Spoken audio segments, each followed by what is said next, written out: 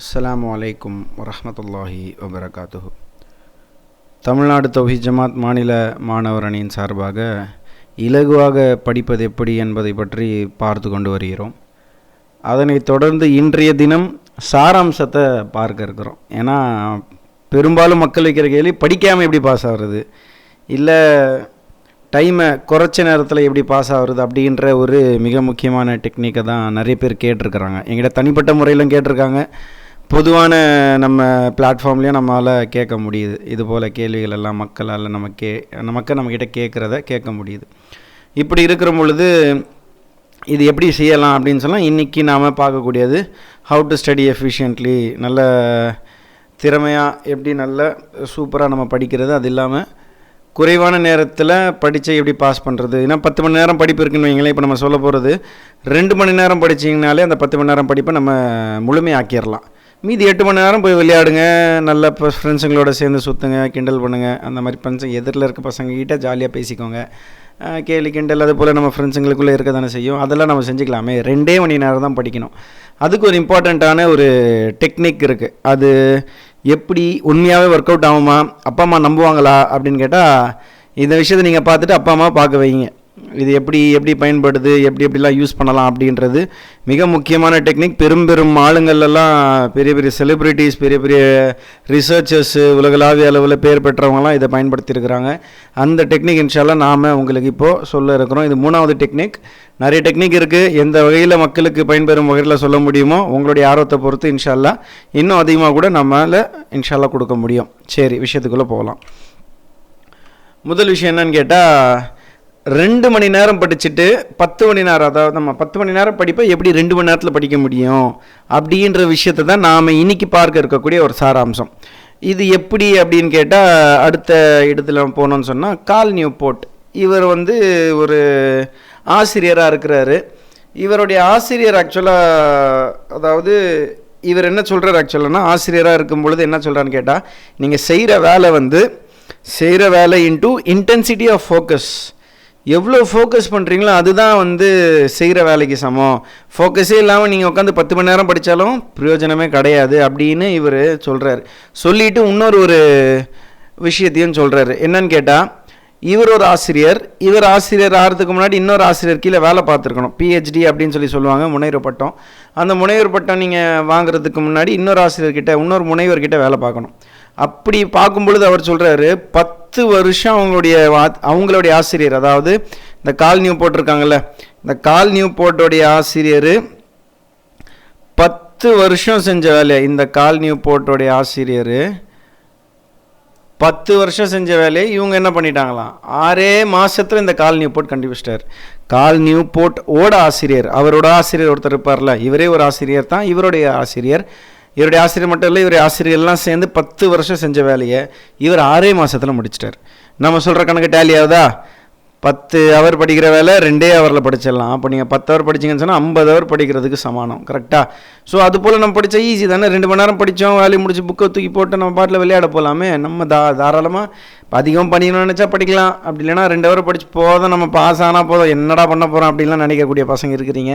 ஆனால் நல்ல மார்க் எடுக்கணும். அதுக்கு தான் நேற்றும் நம்ம இது சம்மந்தமான விஷயங்கள்லாம் நம்ம தலைமையில், அதாவது நம்மளுடைய ஜமாத் முகநூல் பக்கத்தில் நீங்கள் பார்க்கலாம். அதிக மார்க் ஏன் எடுக்கணும் அப்படின்னு சொல்லி நம்மளுடைய சகோதரர் ஒருத்தர் பேசியிருந்தார்.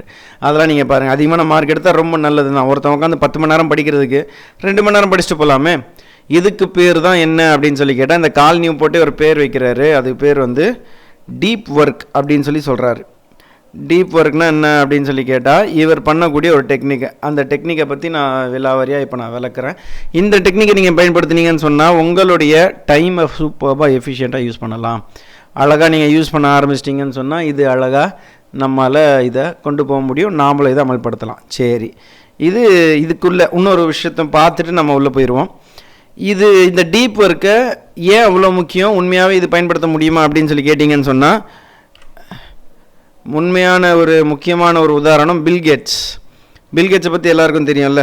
உலகளாவிய அளவில் பெரிய பணக்காரர். ரீசெண்டாக தான் ஒரு 4500 கோடிக்கு ஒரு கப்பலை வாங்கியிருக்கிறாரு. அவர் நினச்சா என்ன பண்ணலாம் அப்படின்ற மாதிரி, அதாவது பணத்தின் அடிப்படையில், உலகளாவிய அடிப்படையில் அல்லாஹ் தஆலா அவருக்கு நிறைய கொடுத்துருக்கிறான். மறுமையில் நேர்வழி இருக்குதா இல்லையா, அவர் ஓரிரை கொள்கையில் இருக்கிறாரா அப்படின்றதெல்லாம் நமக்கு தெரியாது.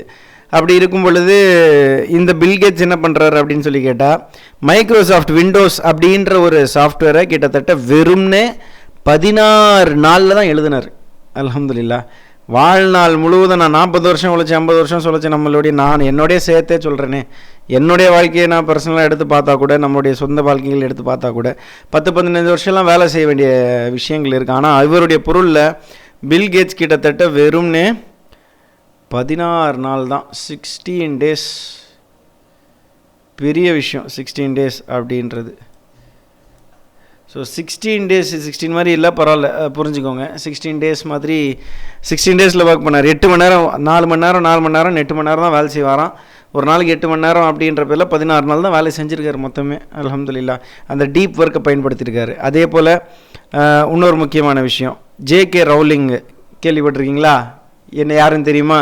பாஸ் பண்ணிவிட்டு தெரிஞ்சவங்க வேணால் கமெண்ட் பண்ணுங்கள் பார்ப்போம். பாஸ் பண்ணிவிடுங்க. பாஸ் பண்ணிவிட்டு கமெண்ட்டில் எழுதிட்டு மறுபடியும் வாங்க.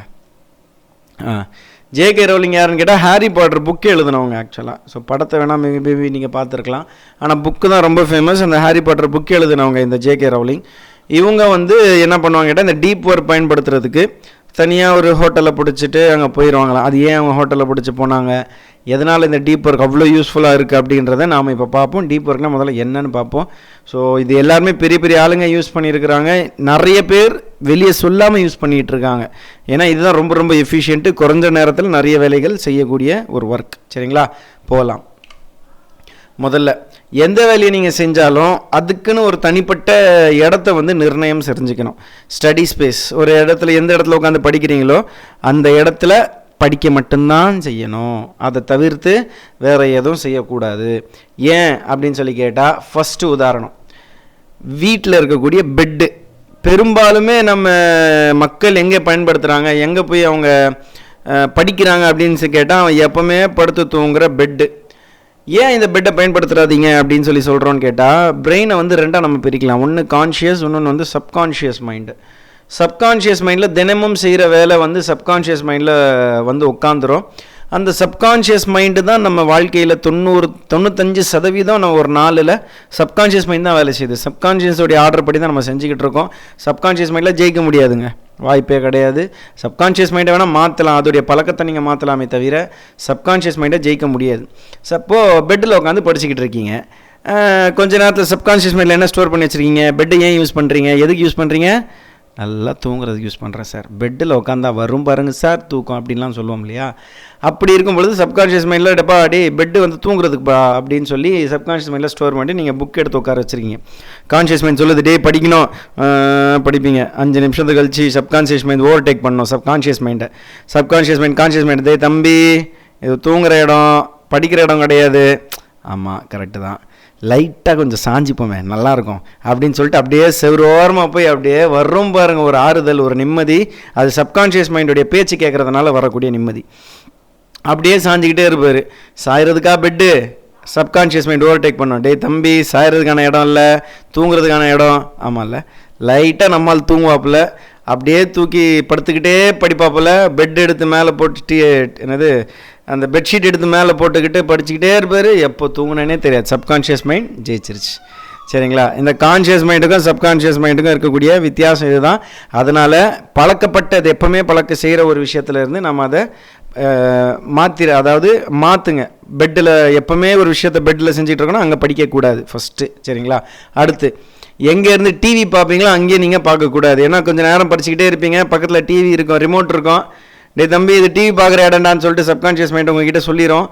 சப்கான்ஷியஸ் மைண்ட் எடுத்துகிட்டு போச்சு அப்படின்னு சொல்லி சொன்னால் உடனே ரிமோட்டை பார்த்து டே தம்பி என்னை கொஞ்சம் கவனிடா அப்படின்னு சொல்லி ரிமோட்டு கேட்கும். ரிமோட் எடுத்து நீங்கள் உடனே ஆன் பண்ணி விட்டுடுவீங்க, முடிஞ்சிருச்சு. டிவி பாட்டில் ஓடிட்டுருக்கோம், ஸ்பெஷல் சேனல் பிரேக்கிங் நியூஸ். அதுதான் இந்த கடந்த ஒரு 4-5 வருஷமாக பிரேக்கிங் நியூஸ்க்கு பஞ்சமே இல்லை, ஓடிக்கிட்டே இருக்குது. அதனால் டிவி பார்க்குற இடம் யூஸ் பண்ணக்கூடாது. அதே போல் சாப்பிட்ற இடம், நம்மால் உட்காந்து படிக்கணும்னு படிப்பார், கரெக்டாக பசி எடுக்கும். அது யோசிச்சிருக்கீங்களா? நல்லா சாப்பிடுங்க, 2 மணி நேரம் முன்னாடி தான் சாப்பிட்ருப்பீங்க, 1.5 மணி நேரம் முன்னாடி தான் சாப்பிட்ருப்பீங்க. ஆனால் உட்காந்து படிக்கிற இடத்துல எங்கே சாப்பிடுவீங்களோ உட்காந்து படிச்சிங்கன்னு வைங்க, 2 மணி நேரம் முன்னாடி சாப்பிட்டுருந்தாலும் சரி, கட்டுன்னு கட்டியிருந்தாலும் சரி, சிக்கன் சாப்பிட்டுருந்தாலும் சரி, மீன் சாப்பிட்டுருந்தாலும் சரி, 2 மணி நேரத்துலேயே பசி எடுக்கும். காரணம் சப்கான்ஷியஸ் மைண்டில் டே அது சாப்பிட்ற இடம்டா, அங்கே எப்போ நீ படிக்கலான்னு சொல்லிட்டு சப்கான்ஷியஸ் மைண்ட் என்ன பண்ணிடுச்சு, ஓவர்டேக் பண்ணிடும். சரிங்களா?